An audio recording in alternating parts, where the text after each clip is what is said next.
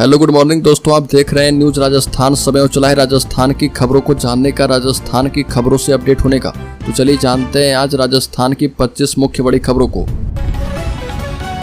तो सबसे पहली खबर की बात करें तो भजनलाल सरकार के खिलाफ विपक्ष हुआ आक्रामक, शैडो कैबिनेट के जरिए घेरेगा।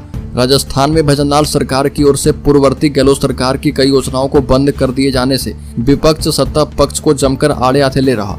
अब विपक्ष ने सरकार की घेराबंदी करने के लिए शैडो कैबिनेट बनाने का ऐलान किया है और इसमें विपक्ष प्रत्येक मंत्री के महकमे के साथ सरकार की ओर से लिए जाने वाले फैसले की विपक्ष बारीकी से पड़ताल करेगा और इसके लिए जल्द ही नए और ऊर्जावान विधायकों के साथ तजुर्बे वाले विधायकों के बीच महकमों का बंटवारा किया जाएगा। नेता प्रतिपक्ष टीकाराम जूली शैडो कैबिनेट बनाने की तैयारी में जुटे हैं।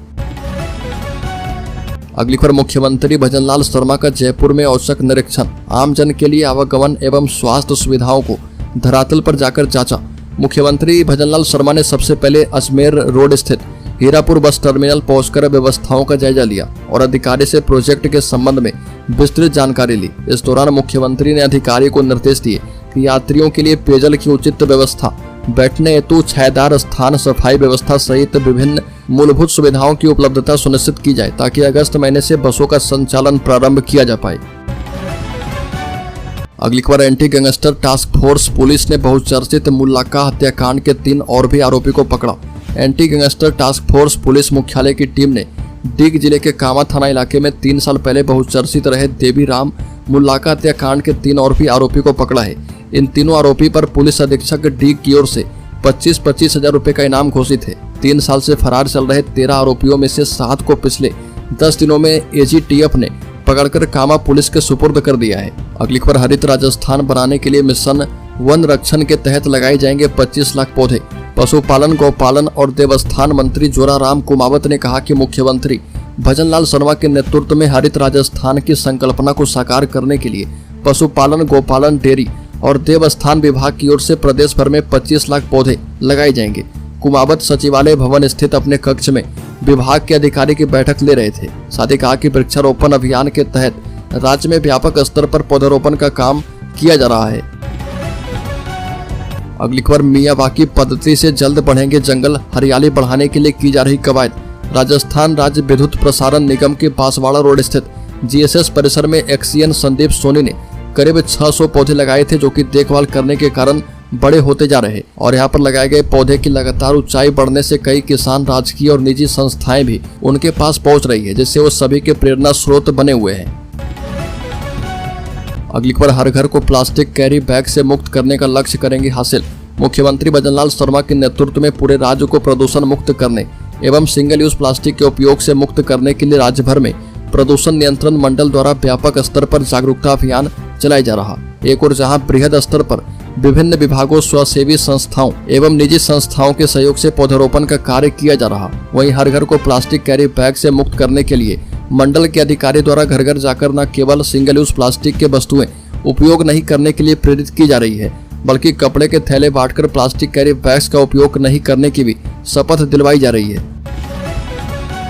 अगली खबर, केंद्रीय मंत्री अर्जुन राम मेघवाल ने कहा कि देश में नए कानून आमजन के लिए सुविधाजनक साबित होंगे। बता दें कि 0 FIR में जब पहले आदमी पिलर टू पिलर दौड़ता रहता था, ऐसी समस्याएं सामने आई तो इसका हल 0 FIR ही था। अब कोई भी आदमी घर से FIR दर्ज करवा पाएगा जो सीधे ई पोर्टल के माध्यम से संबंधित थानों में चली जाएगी। थाना मामले की जांच करना शुरू कर देगा। साथ ही कहा कि कानून बदलने के लिए लगातार मांग उठ रही थी और सभी के सुझावों के आधार पर नए कानून बनाए गए हैं। अगली खबर, PCC महासचिव जसवंत ने कहा कि बीजेपी के नेता और अधिकारी गुमराह कर रहे, अग्निवीर शहीद को नहीं मिला न्याय।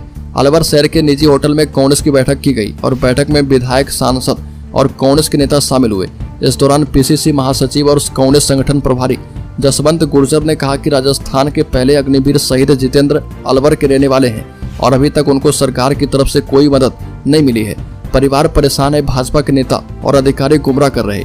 राहुल गांधी ने संसद में इस मुद्दे को उठाया है। साथ ही कहा कि कांग्रेस संगठन को मजबूत करने का काम कर रही है। अगली खबर, आयोगों और सरकार में रिटायर्ड अफसरों को नियुक्ति दिए जाने से भाजपा कार्यकर्ता निराश।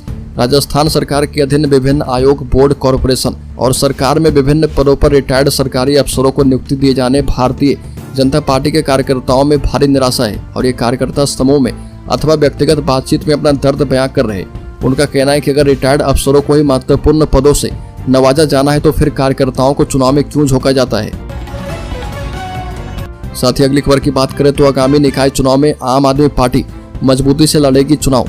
आम आदमी पार्टी ने राजस्थान में आगामी विधानसभा उपचुनाव और निकाय चुनाव को लेकर राजस्थान में सक्रियता बढ़ा दी है। प्रदेश अध्यक्ष नवीन पालीवाल ने राष्ट्रीय संगठन महामंत्री संदीप पाठक और राजस्थान प्रभारी विनय मिश्रा के साथ बैठक कर राजस्थान में संगठन विस्तार के लिए चर्चा की थी।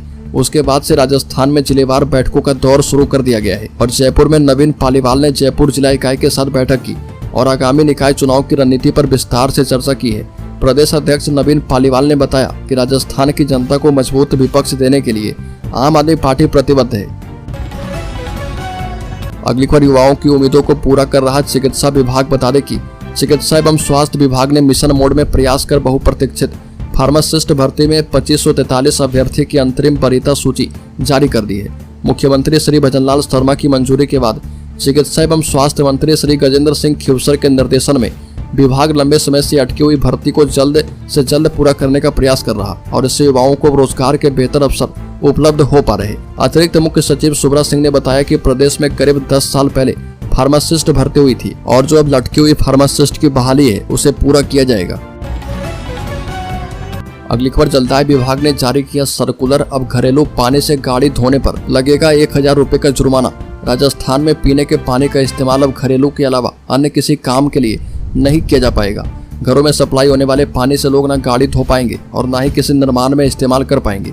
रेस्टोरेंट में भी घरेलू पानी का इस्तेमाल नहीं किया जा पाएगा। अगर कोई भी पानी की बर्बादी करता है, घर में लीकेज मिलता है तो ऐसी स्थिति में 1000 रुपए का जुर्माना लगेगा। इसको लेकर जन स्वास्थ्य और अभियांत्रिकी विभाग ने 5 जुलाई को अधिकारी को सर्कुलर जारी कर दिया है और इसके तहत पानी के गैर घरेलू उपयोग पर प्रतिबंध लगा दिया गया है। अगली खबर राजस्थान के 11 जिलों में तेज बरसात का अलर्ट। हनुमानगढ़ में छत गिरने से 2 भाइयों की मौत। बता दें कि राजस्थान में बीते 1 सप्ताह से जमकर बरस रहे मानसून की रफ्तार कुछ धीमी है और 11 जिले में बारिश का अलर्ट है। श्रीगंगानगर, हनुमानगढ़ सहित कुछ जिले में बीते 24 घंटे से रुक रुक कर बारिश हो रही है और हनुमानगढ़ में बारिश के कारण एक मकान की छत गिर गई। हादसे में 2 सगे भाइयों की मौत हो गई और लगातार बारिश के कारण प्रदेश के कई जिलों में नदी नाले भी उफान पर हैं। अगली खबर राजस्थान में 500 करोड़ की जमीन पर भूमाफिया का कब्जा। हनुमान बेनीवाल ने खोला मोर्चा।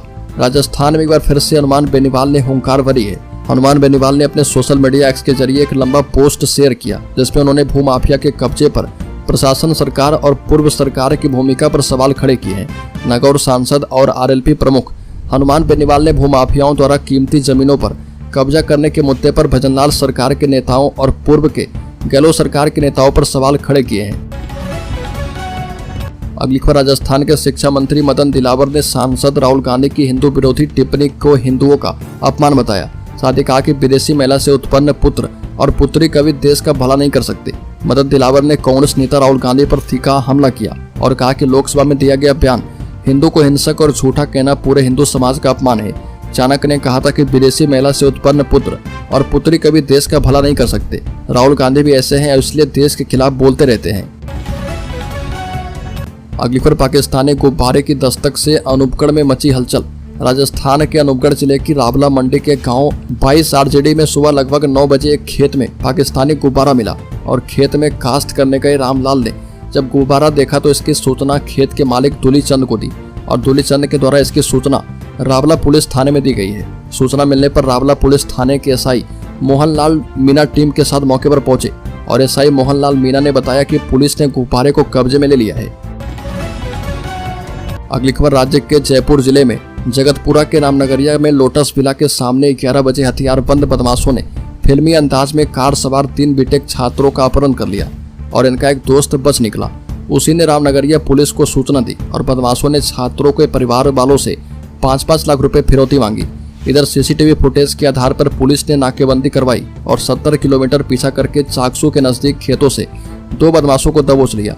अपहरण में इस्तेमाल की गई 2 कारों और हथियारों को बरामद कर लिया गया है और बदमाशों ने बताया कि वो आर्थिक रूप से सक्षम परिवारों के सदस्य को टारगेट करते थे और तीनों बेटे के स्टूडेंट यूट्यूबर हैं, क्रिप्टो ट्रेडिंग भी करते हैं। ऐसे में इनके पास रुपए होने की संभावना के चलते रेकी कर इन्हें उठा लिया और बदमाशों में से एक साथी सुनील खुद यूट्यूबर है, उसी ने लूट के लिए गैंग के साथ साजिश रची थी।